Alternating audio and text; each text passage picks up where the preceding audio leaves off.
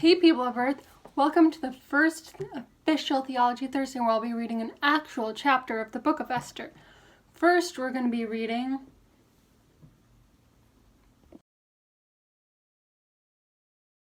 Before I start reading, I apologize for any egregious mispronunciations.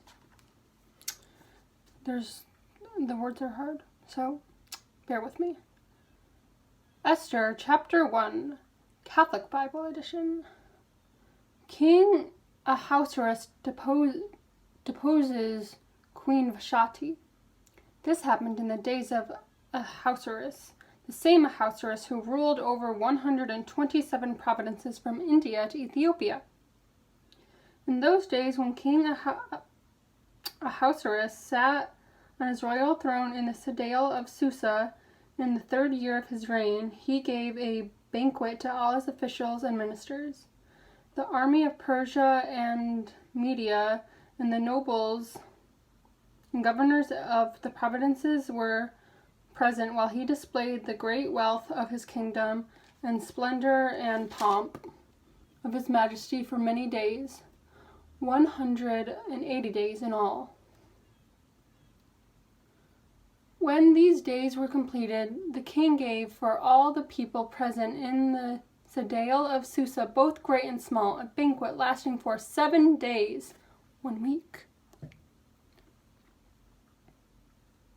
In the court of the garden of the king's palace, there were white cotton curtains and blue hangings tied with cords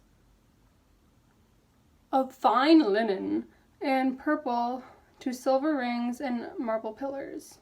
There were couches of gold and silver on a mosaic pavement of porphyry, marble, mother of pearl, and colored stones.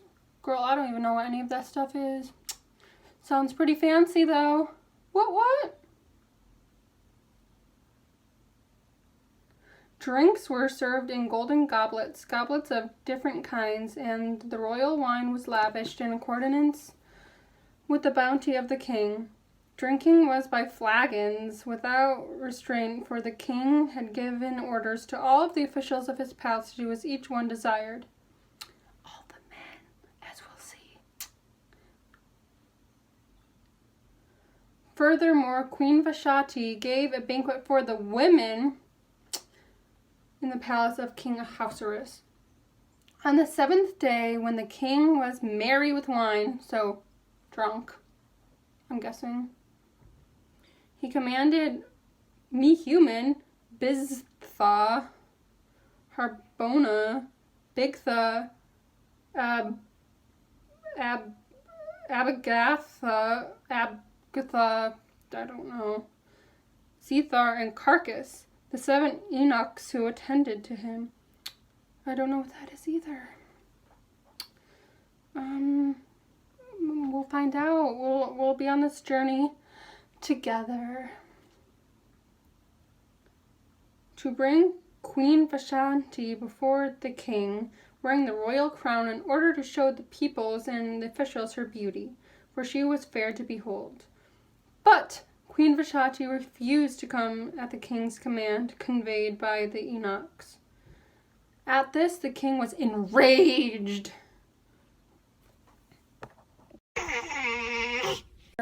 Burned within him. The king consulted the sages who knew the laws, for this was the king's procedure towards all who versed in law and custom. All who were versed in law and custom, and those next to him were Karshina, Sathar, Amantha, Tarshish, Marcina, and Memucan, the 7 officials of Persia and Media, who had access to the king and sat first in the kingdom. According to the law, what is to be done to Queen Vashti because she had not performed the command of King Ahasuerus conveyed by the eunuchs? The Memucan said in the presence of the king and the officials, "Not only has Queen Vashti done wrong to the king, but also to the officials and all the peoples who were in the provinces of King Ahasuerus." I know some of these words are easy, but like the print is really little. See? It's little. I'm trying my best, my friends.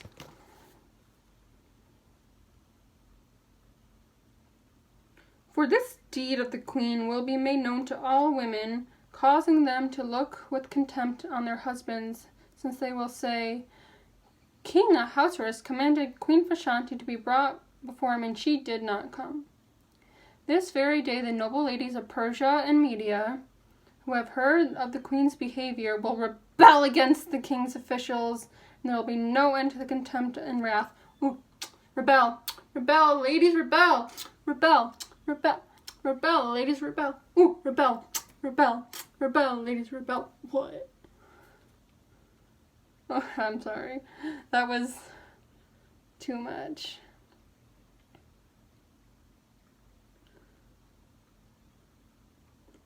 "If it pleases the king, let a royal order go out from him, and let it be written among the laws of the Persians and Medes." I'm sorry. "So that if it may not be altered, that Vashti is never again to become before the king Ahasuerus, and let the king give her royal position to another who is better than she." What?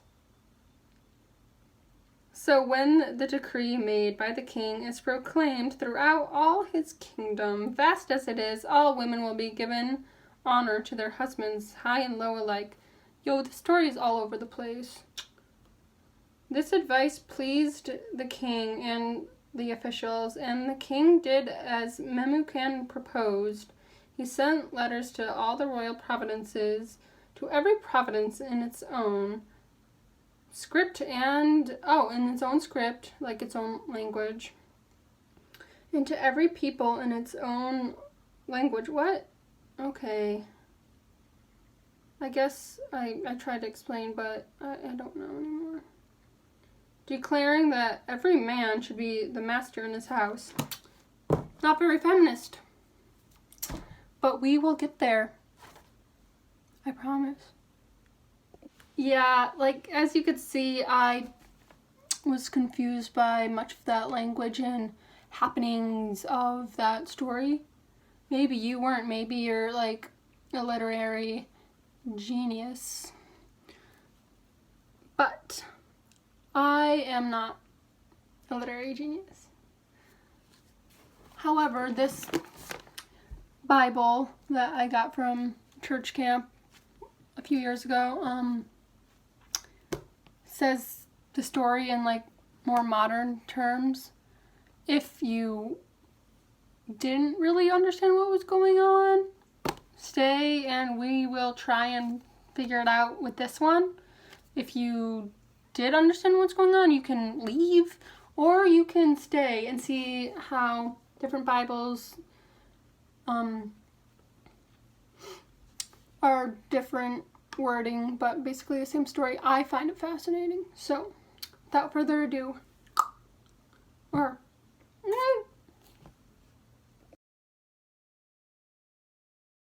before I get started, I want to give you something so you don't get confused, because I would get confused if someone didn't do this for me. So, in this story, in this Bible, the king is called Xerxes, but it's the same person as Ahasuerus. So, let's do this.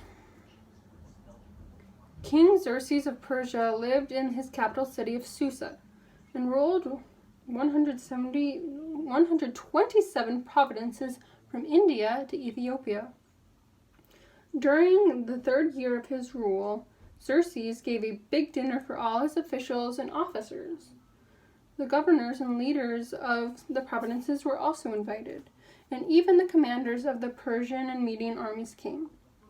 For 180 days he showed off his wealth and spent a lot of money to impress his guests with the greatness of his kingdom.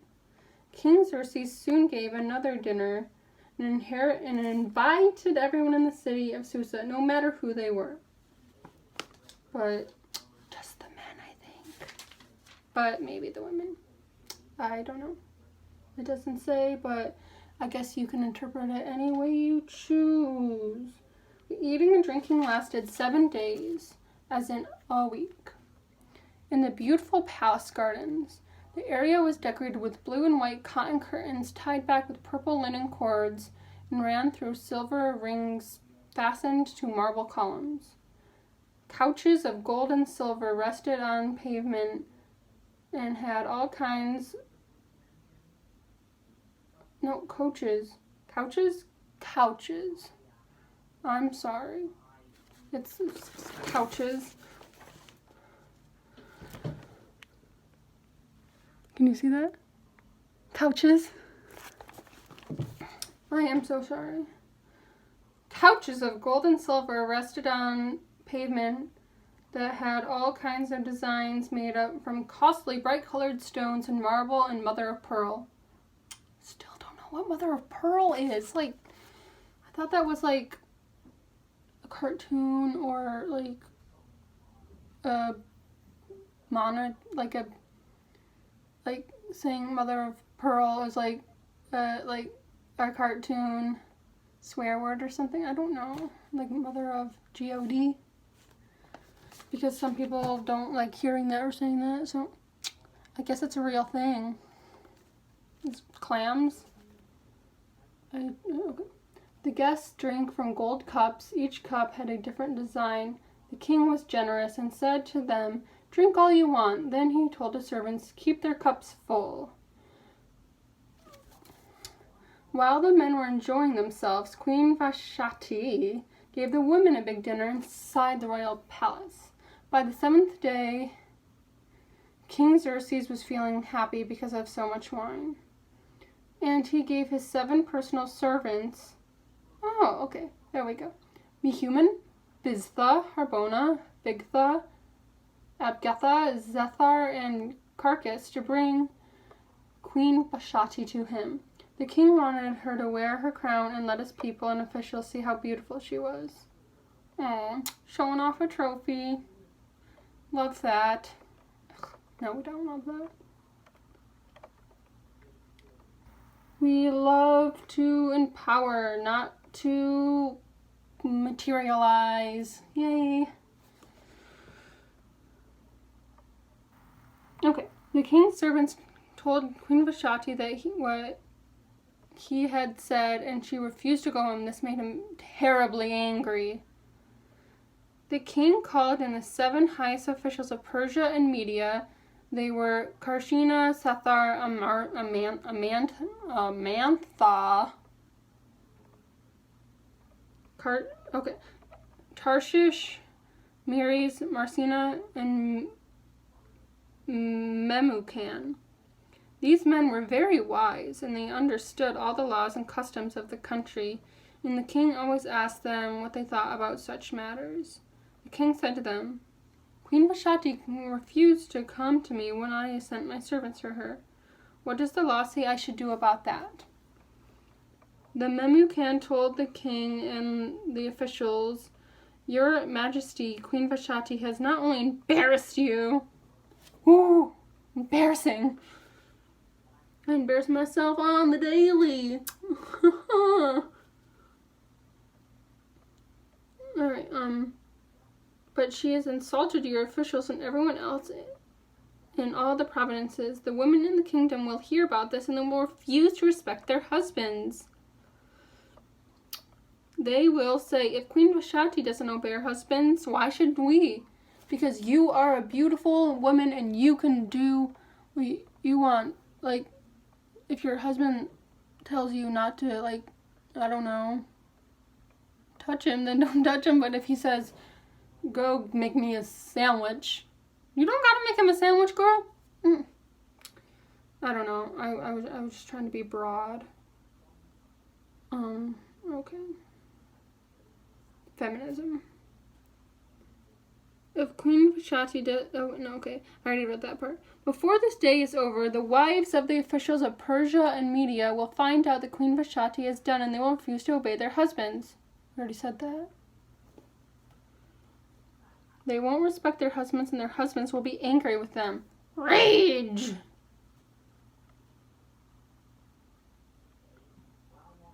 Okay, I'm sorry. I lost my place. Let me find it. Okay, okay, I found it. Your Majesty, if you agree, you should write the Medes and Persians a law where that can never be changed. This law would keep Queen Vashti from ever seeing you again. Then you could let someone who respects you be queen in her place. So, like, I don't know where Vashti's going. Maybe she's, like, just being banished or something. When the women in your great kingdom hear about this new law, they will respect their husbands no matter if they are rich or poor. Okay. Queen Xerxes and his officials liked what Euchaman said, and he sent letters to all of his provinces. Each letter was written in the language of the province to which it was sent, and it was said that husbands should have complete control over their wives and children. We just love that. Thank you for watching my video today. I am sorry for being so weird. Actually, I'm not sorry. That's just who I am. Yes. Yeah. Okay. So that is all the time this video needs. So, choose kindness and keep spinning. The next day. Hey, I realize this is Friday and this is a Theology Thursday video, but like my phone has been acting 100% ridiculous lately, like saying I don't have any storage when I deleted over 2,000 pictures. What? Like it could hold that much before, but now it can't even hold like 200. I'm trying. So, stay cool, home skillet.